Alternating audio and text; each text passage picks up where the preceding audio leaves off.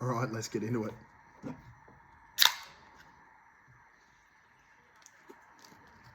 Cheers.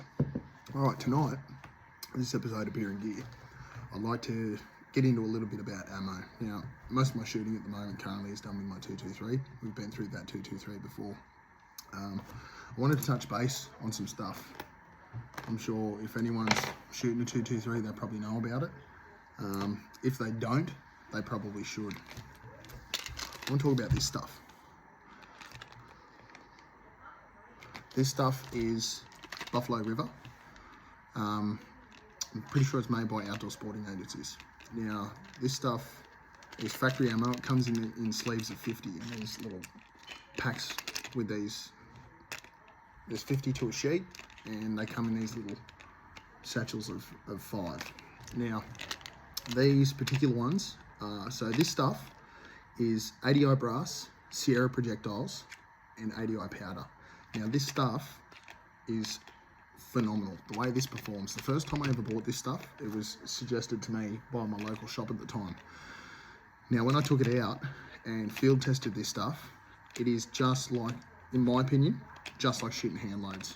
It will punch clovers all day. These particular ones are the 55 grain Sierra Blitzkings. When I was buying this stuff, I was buying a couple of cans at a time. Now, at that time, which was quite a few years ago, I'm starting to run low on this now, but when I was buying it, for the soft point, and they come in a 900 round can, like your green, khaki green military can. When I was buying it, I think it was $699 for standard soft points, 55 grain soft points. And I think it was $899 for the ballistic tips. Now, if anyone out there doesn't know about it, seriously, you really get what you pay for with this stuff over the counter. It's, for factory ammo over the counter, it is the best performing ammo I think you can buy. It'll run rings around any factory ammo that I've found for 223. Now, Outdoor Sporting Agencies in this Buffalo River, they do make this in 308, and they come in a 400 round can. They do hollow points, and I think they do ballistic tips. If I'm wrong, let me know by all means, but I'm pretty sure that's what they come in.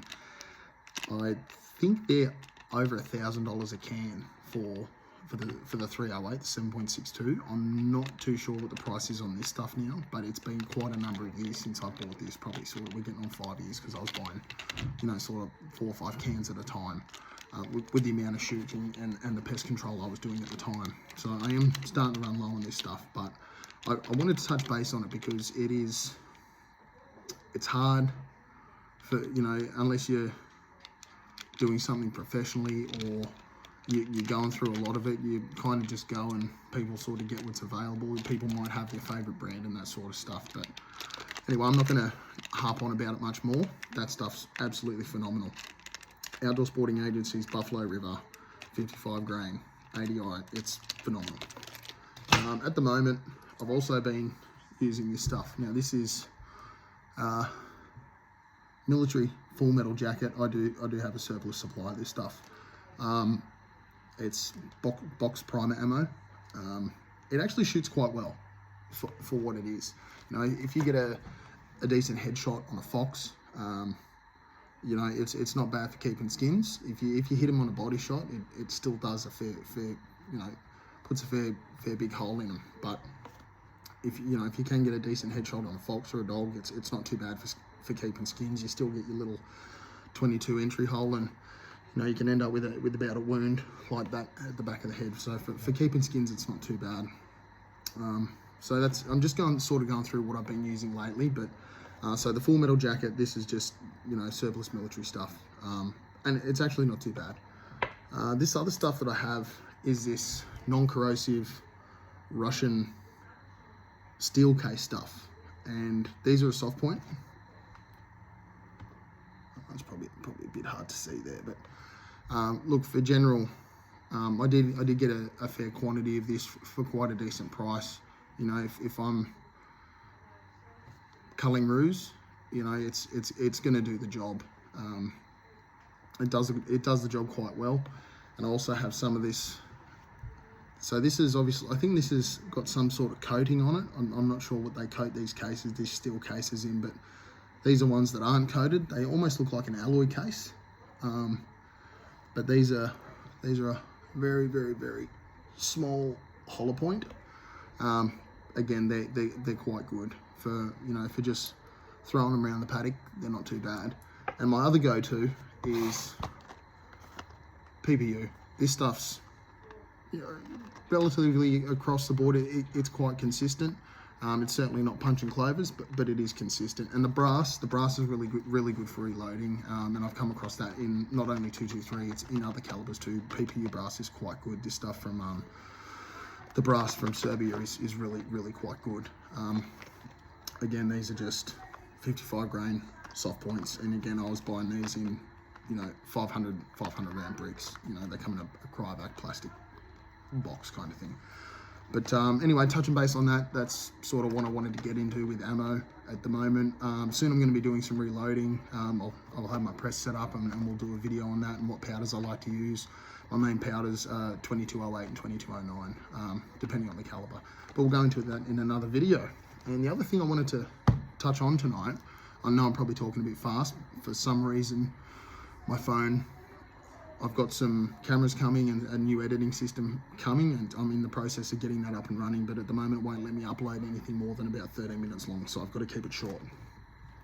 If I'm going out on a day hunt, or, you know, a pack hunt or a hike or a stalk, if it's just for the day, just a bit of the safety stuff I take with me. At the end of the day, I want to get home and see my wife and kids. So for me, I always take a first aid kit. Always will. It's just me. It's my preference. Some people probably do. Some people probably don't. I also take one of these now. Snake bite and spider bite kit. I'm not too worried about the spiders, but you know, snakes, they hide. You know, sometimes if you're concentrating on trying to find a bit of sign or tracking something, you know, you might not see one sneaking over the side of a log or something like that. This one's from First Aid Plus. I just got this from the chemist. I've never had to use it, touch wood, but this comes with 3 compression bandages, 2 slings, and another sort of bandage there. Oh, and an instant ice pack. So that's a must for me. You know, in Australia, I think we have 10 of the world's deadliest snakes, and where I live, there's quite a few nasty ones that can be kicking around. So again, at the end of the day, I want to get home to my family.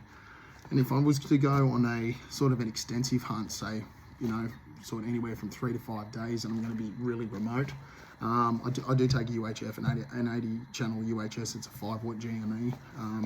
Where I go sometimes is quite remote, and you know, if something was to happen, and I can't get anything on my phone or something, or, you know, service on my phone or hail anybody down, there's a chance I might be able to get to the top of a ridge and hail a farmer or someone maybe on the airwaves. So that's a must for me. Always, again, water, a little bit to nibble on, that kind of stuff, but just for the safety side of things. And if I'm going out for an extensive, I take a few other things with me in the event that something terrible was to happen. I carry this. This is a syringe or the plunger, and obviously the tube, syringe tip. This is local anesthetic. You know, if I was to really rip myself up, and I also have a suture kit as well. It is literally there if I was to need to buy myself some time. Now this is 100 milligrams in a 5 ml. One of those little snap lock things, and I also take a lot of saline too if you've got to wash a wound or something like that. But it's literally in the, you know, up the creek without a paddle kind of moment. So I just wanted to touch base on that. It's I think safety is a big thing, especially when you're on your own, and if you've got someone that's gone with you and they happen to go through an unfortunate event or something like that, it's good to have a plan and that sort of stuff. But touch wood, I've never had to use anything like that yet, and I hope I don't have to. Coming up, it's been a little bit hectic at the moment with work and that sort of stuff, so I'm trying to juggle everything at the same time. But today I actually got a phone call from the property where I stuck some cameras there. It was about a week and a half ago, and he had four dingoes and a black one walking across the flat. And that was about 10 o'clock during the day, and I haven't been able to get out there and check my cameras, weather and work. I've been sort of doing big hours and that sort of stuff, so we're going to go and check those in the next couple of days and hope we do good. But that's it for tonight for beer and gear. I'm sorry it's a bit short and sweet, but I sort of got to make do with what I've got. But cheers guys, hope everyone's having a good night, and we'll talk soon.